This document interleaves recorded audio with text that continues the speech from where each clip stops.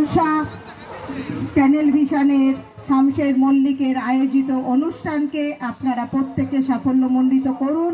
আপনাদের ভালোবাসায়, আন্তরিকতায় এবং একান্ত সহযোগিতায় যাতে এটা আরো যেন দূর প্রচার হয়, সেটার জন্য আপনাদের সহযোগিতা সত্যিভাবে ভীষণ দরকার আছে। আপনারা এসেছেন অনেকে, সারা বাংলার শিল্পীরা কিন্তু আজকে চ্যানেল ভিশনে এসেছেন। হয়তো আপনারা স্টার জলসা, জি বাংলায় অনেকে গান বাজনা করতে অভ্যস্ত থাকেন।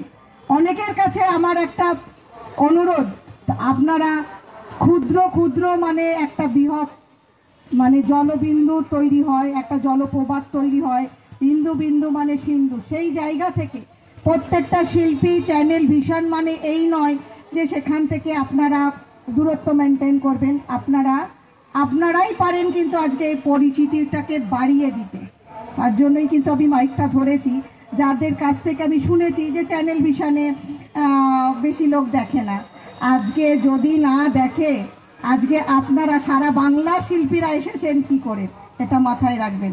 আর আমি খুব স্পষ্ট কথা, খুব সোজা সাপটা বলি, এটা সারা দুনিয়া জানে যে রাখি সরকারই একমাত্র সোজা কথা। কারণ তেল দিয়ে সেই মানুষই চলতে পারে যার মেরুদণ্ডটা খুব একটা শক্ত নয়।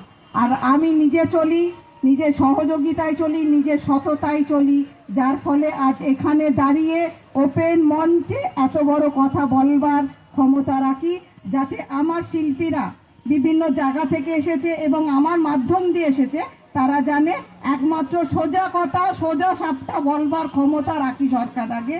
আমি শামশের মল্লিকের এই উদ্যোগকে ভীষণভাবে অন্তর থেকে আমি মানে শুভেচ্ছা জানাই।